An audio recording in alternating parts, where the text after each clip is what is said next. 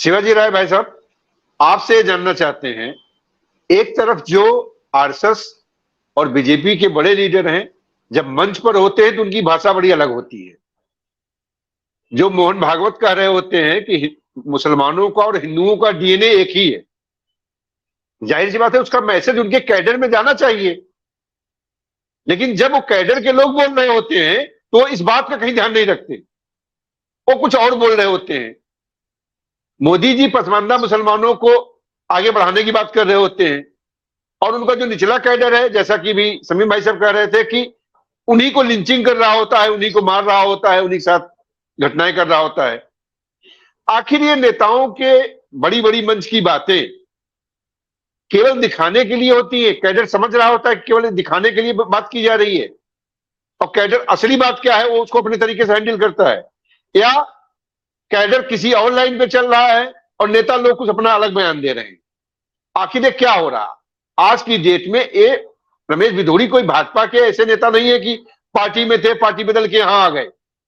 एक विधिवत आरएसएस के कैडर से दीक्षित नेता है, मतलब इनके खून में रग रग में जो है आरएसएस वाली भावना, संस्कार भरा हुआ है।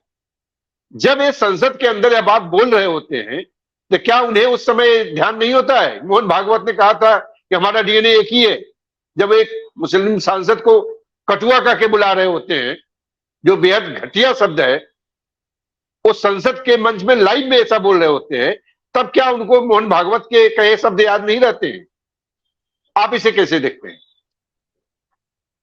जी जी प्रणाम। जी प्रणाम। मोहन भागवत जो है, मोहन भागवत ही ट्रेनिंग देते हैं इन लोगों को कि हम बाहर कुछ बोलते रहेंगे और आप लोग अपने अपने हिसाब से काम करिएगा। मोहन भागवत तो कभी कभी आके बोलते हैं। देश के प्राइम मिनिस्टर जो है, आपने पिछले सेशन में देखा होगा जब तो सब बजट भाषण हो रहा था, 1 घंटा 40 मिनट के भाषण में 1 घंटा 20 मिनट नेहरू को गाली दिया था उन्होंने। नेहरू को गाली दिया था उन्होंने। मोदी जी ही सोनिया जी को क्या कहा था, राहुल गांधी को क्या कहा था? सदन के अंदर जो पार्टियां, जो विपक्षी गठबंधन बना हुआ है, वो 62% से एबव लोगों का प्रतिनिधित्व करता है पार्लियामेंट के अंदर। अगर जो 48% 40% से कम वोट इनको मिला है, जो सरकार बनी है, तो बाकी जो वोट मिला है विपक्षी गठबंधन को मिला है। और 62% से एबव देश के वोटर्स को और देश की जनता को अगर जो एड्रेस कर रहा है वो, और उसको संसद में कर रहा है, तो मोदी जी को क्या कहते हैं? एक घमंडिया गठबंधन है। भोपाल में जब पटना में बैठक हो रही थी तो मोदी जी ने भोपाल में क्या कहा था? ये चोरों का गिरोह इकट्ठा हुआ है। जब पटना में बैठक हो रही थी, विपक्षी एकता की बात हो रही थी। ये बहुत साफ निर्देश है। 9.5 सालों से जो काम मोदी जी ने किया है, या बीजेपी ने किया है, या आरएसएस ने किया है। लिंचिंग हुई, बहुत पहले लिंचिंग हो रही थी, बहुत पहले कितना गाली दिया गया। और ऐसा नहीं केवल मुसलमानों को गाली देते हैं, समय समय पर दलितों को भी कहते हैं, पिछड़ों को भी गाली देते हैं। नीतियां उनकी जो है फांसीवादी है, स्पष्ट फांसीवादी है। और गोलवरकर का जो सिद्धांत है उसी पर इनको काम करना है। गोलवरकर को ही सब लोग पढ़े, मोहन भागवत को नहीं पढ़ते लोग। ये सब लोग गोलवरकर को पढ़ते हैं। और जब गोलवरकर को पढ़ते हैं तो गोलवरकर जो कहते हैं वही मोदी जी कर रहे हैं, तय बात है। दूसरी चीज ये है कि पूंजीवाद फांसीवाद के, यानी धर्म और जाति के कंधे पर बैठ के आता है। आज के तारीख में जो पूरा पूंजीवाद देश में काम कर रहा है, जो पूंजी का सेंट्रलाइजेशन है, अगर जो जाति धर्म के बीच में झगड़ा नहीं कराएं, सामाजिक विभाजन नहीं कराएंगे और गाली नहीं देंगे, तो असली लड़ाई तो वर्गीय लड़ाई है, गरीब और अमीर के बीच की लड़ाई है। जो जाति झगड़ा 9.5 साल से ही काम कर रहे हैं। सदन में मोदी जी खुद ही घमंडिया बोलते हैं विपक्ष को। तो अगर उन्होंने घमंडिया बोल दिया है तो उनका सांसद निशिकांत दुबे ने क्या कहा था उसी संसद में, आपने देखा।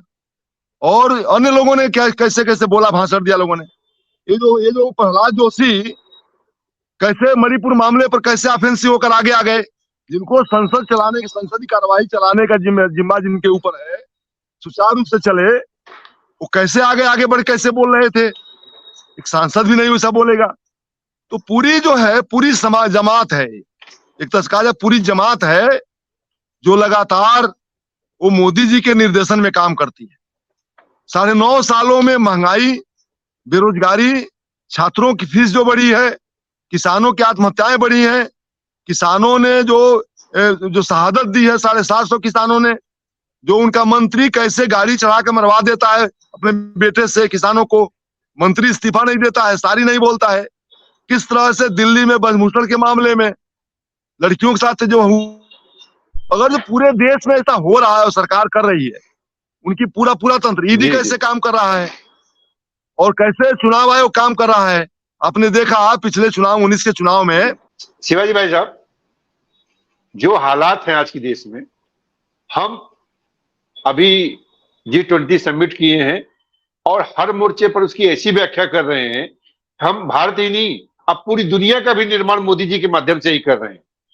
खुद प्रधानमंत्री मोदी मन की बात में आधे घंटे इस पर बोलते हैं कि G20 से उन्होंने क्या क्या कर दिया है, लेकिन इसी G20 में आने वाले देश कनाडा की एक घटना को लेकर के जिस तरीके से भारत के खिलाफ टिप्पणियां कर रहे हैं, मुझे नहीं लगता है कि G20 से हमें कुछ हासिल हुआ है।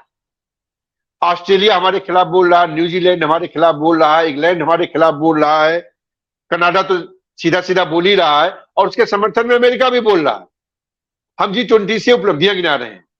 एक तरह से पूरी हमारी जो विदेश नीति है, कूटनीति है, वो इस मामले में एक तरफ से घिर गई है। जब भी कोई ऐसा बड़ा इशू होता है, वहां कनाडा का प्रधानमंत्री 3 बार जो है भारत के खिलाफ बोल चुका है, लेकिन हमारे प्रधानमंत्री एक बार भी इस मामले में कोई बात घुमा फिरा के भी कुछ नहीं जिक्र करने को तैयार है। वो विदेश मंत्रालय के प्रवक्ता से प्रधानमंत्री जवाब दिलवा रहे हैं।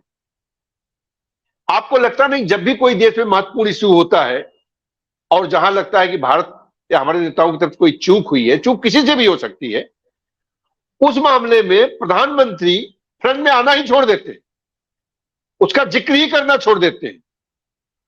सारे देश कह रहे हैं कि जब वो भारत में थे, G20 में आए थे, तो जो कनाडा का इशू है उस इशू को उठाया था।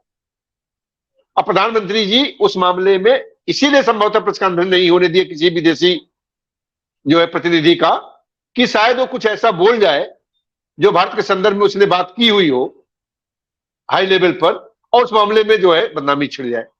तो अभी इस तरीके के मामले हैं। अब इसी तरह संसद का भी मामला है, इतना बड़ा इशू है, पूरी देश की संसद की साख दांव पर लग गई है। आप जिस संसद की पूजा करके, इतना महत्ता दिखा करके और नवनिर्माण का एक नया सीढ़ी बता के आए थे, वहीं पहले दिन की कार्रवाई में गाली गलौज हो रही है।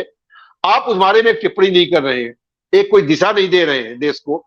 इससे आपको क्या लगता है कि प्रधानमंत्री जी चुप रह करके देश को कोई दिशा देंगे या प्रधानमंत्री जी अपनी राय रख कर कोई देश को दिशा देंगे? भाई साहब, ये जो है बहुत साफ है कि जिस प्रधानमंत्री से हम ज्यादा उम्मीद करते हैं, एक्चुअल में ऐसी उम्मीद नहीं करनी चाहिए हमको। देश के प्रधानमंत्री विदेशी नीति पर हमेशा से फिर रहे हैं, उनकी समझदारी नहीं बनी, कभी नहीं बनी। सामाजिक मुद्दों को निपटाने में हमेशा से वो आरएसएस की दृष्टिकोण से उसको देखते हैं और उनका कोई दृष्टिकोण नहीं है। और एक बात एक कही जाए सीधे सीधे, जब फ्रांस में मोदी जी जाते हैं और उसी दिन यूरोपीय यूनियन ने भारत की निंदा प्रस्ताव पास करते हैं मणिपुर के मामले में, और वहां वो चीफ गेस्ट है और फ्रांस भी उसमें मेंबर है, वोटिंग करता है, उसी दिन करता है। तो जो ये ड्रोन खरीदने जाते हैं तो व्यापार करते हैं। मोदी जी को व्यापार के अलावा और फांसीवादी रवैया के अलावा कुछ भी मालूम नहीं है देश के बारे में, दुनिया के बारे में, न उसका निपटारा कर सकते हैं। चीन के बारे में तो कहा था कोई न घुसा है, न घुसेगा, और न घुसा था। और जो अरुणाचल का मामला था और अक्साई चीन का मामला, उन्हें अपने नक्शे में दिखा दिया चीन ने। अनुराग ठाकुर ने यात्रा रोक दी अपनी, कहा अरुणाचल हमारा है। ये विषय कहाँ से उठ गया कि अरुणाचल हमारा है? अरुणाचल हमारी सरकार है, वहां हमारे एमपी जीत के आता है। अरुणाचल के एमपी ने, बीजेपी के एमपी ने ही ये मामला उठाया था कि चीन जो है हमारे इलाके में घर बना रहा है, गांव बसा रहा है। उस मामले को सदन में उठा रहा था और बीजेपी ने उठने नहीं, लोकसभा अध्यक्ष ने उठने नहीं दिया, यानी मोदी ने उठने नहीं दिया, डांटा भी उसको। उसका पता नहीं चला कि वो कभी कुछ बोला कि नहीं बोला। तो सभी मामले पर, चीन के सवाल पर भी जो कर्जे बहुत लाया और अडानी अंबानी का जो बड़ा कारोबार हुआ, और दुनिया के नंबर 1 पूंजीपति बनाने में जो चीन से कारोबार किया इन्होंने, तो इतना कारोबार करने के बाद जो पैसा लिया अडानी ने चीन से, और भारतीय जनता पार्टी को पैसा मिला चीन से, जो बड़ा कारोबार हुआ, कैसे बोल सकते हैं चीन के खिलाफ? कैसे बोल सकते हैं फ्रांस खिलाफ, कनाडा के खिलाफ कैसे बोल सकते हैं? बाइडन जाकर के वियतनाम में प्रेस कॉन्फ्रेंस करते हैं, और भारत तो गाली नहीं दिया क्या? गाली दिया, लेकिन जब वो गेस्ट बनाए गए थे तो हथियार खरीद रहे थे। वो कारोबारी रिश्ते में इनका आदर करते हैं, क्योंकि ऐसा प्रधानमंत्री कहीं नहीं मिलेगा कि जाकर के सामान खरीदता है। उनका रक्षा मंत्री जाता नहीं है, कोई रक्षा विशेषज्ञ नहीं जाता है। अंबानी जाते हैं और अडानी जाते हैं कारोबार में, उनके पास साथ जाते हैं, और सामान रक्षा मंत्रालय खरीदा जाता है। वो जो राफेल खरीदा गया, उसमें कहाँ गए थे? जो है वो जो पर्रिकर जो है वहां नहीं पहुंच पाए थे, वो तो गोवा में थे, और राफेल वहां खरीदा जा रहा था। राफेल के बाद जो मामला आया, जिस तरह से दफनाया गया उसको, ये सेक्सुअल हरासमेंट क्या था? सीजीआई के खिलाफ सेक्सुअल हरासमेंट कहां से आ गया अचानक, और राफेल का मामला दब गया? ये सारी चीजें कारोबार है, और मोदी जी का रिश्ता सिर्फ जो है हिंदुस्तान का कारोबार से रिश्ता है, इसके अलावा कोई रिश्ता नहीं है। और 2-3 मित्रों का मुनाफा जैसे भी हो जाए, वो गला दबाए अमेरिका के खिलाफ बोल देंगे, अगर वही हथियार खरीदने जाएंगे, कमीशन कहां से उनके पास आएगा? फ्रांस से हथियार खरीदेंगे, कनाडा से सामान खरीदेंगे, चीन से सामान खरीद, खरीदारी का रिश्ता है। तो जो हम जिस पॉलिसी की बात करते हैं, विदेश नीति की बात करते हैं, इनकी कैसे हिम्मत बनी कि 2 टुक बात कर लें? या तो कारोबार कर लें या तो बात कर लें। इंदिरा जी ने तो गेहूं ठुकरा दिया था निक्सन के जमाने में, चली आई थी, नहीं लिया था गेहूं, तो अब उसको किस तरह कैसे कहा इन लोगों ने? और उन्होंने जवाब दिया था 71 में बांग्लादेश के मामले पर, तो अब उसको उनको पसंद नहीं है। उस दृष्टि से हम देखते हैं कि वो विदेश नीति तय करेंगे, तो विदेश नीति इनकी जो है अडानी और अंबानी तय करते हैं। उनके कारोबारी रिश्ते बने रहे, उनके मुनाफा बढ़ते रहे, सीधी बात। और दूसरी चीज अभी दानिश जी के मामले में है, कैसे लिपापोती हो रही है। सवाल असल ये है कि जो संगठन आरएसएस गांधी की हत्या के बारे में मामले में गोडसे को कैसे पॉजिटिव देखता है, कैसे उस तरफ को साबित करना चाहता है गांधी को जी, तो कैसे वो जो जब गांधी की हत्या के मामले में गोडसे को सही सिद्ध करने के लिए तमाम उपाय करते हैं वो, तो दानिश अली के मामले में जो संसद में बोला है, और मोदी जी खुद ही ऐसा ही बोलते हैं, घमंडिया कभी बोलते हैं, कभी सोनिया गांधी क्या बोलते हैं, कभी राहुल गांधी क्या बोलते हैं, कभी हिंदी संगठन बोलते हैं, तो क्या क्या नहीं बोला उन्होंने। इसलिए वो आदर्श जो है इन लोगों के, मोदी जी हैं, मोदी जी गोलवरकर के जो आदर्शों पर चलते हैं और ठीक से जानते हैं, और सावरकर और गोडसे के आदर्शों पर चलते हैं, इसलिए उनसे कोई उम्मीद न की जाए कि नहीं वो देश के हित में सोचेंगे। वो बस आरएसएस जो चाहता उतना सोचते हैं जितनी उनकी ट्रेनिंग है। 35 साल जो ट्रेनिंग लिया, भीख मांग के खाए हो, तो ट्रेनिंग वही ले रहे थे। उससे ज्यादा किसी को, हिंदू हो मुसलमान हो, देश का लोकतंत्र के मामले में दलित और पिछड़ों को कतई नहीं सोचना चाहिए कि वो मेरे बारे में सोचते होंगे। निश्चित रूप से इसे इतर सोचा जाएगा तो हम धोखे में होंगे।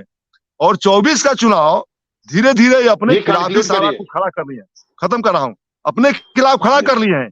इनके पास कोई इशू नहीं है। तो जैसे गांव में हमारे रणहू पुतहू महिलाएं करती हैं, रणहू पुतहू होता था उस जमाने, अब नहीं हो रहा है, रणहू पुतहू होता था, मैंने सब थक जाए तो गाली गलौज होता है, और उसके बहाने जो है लड़ने की कोशिश होती है।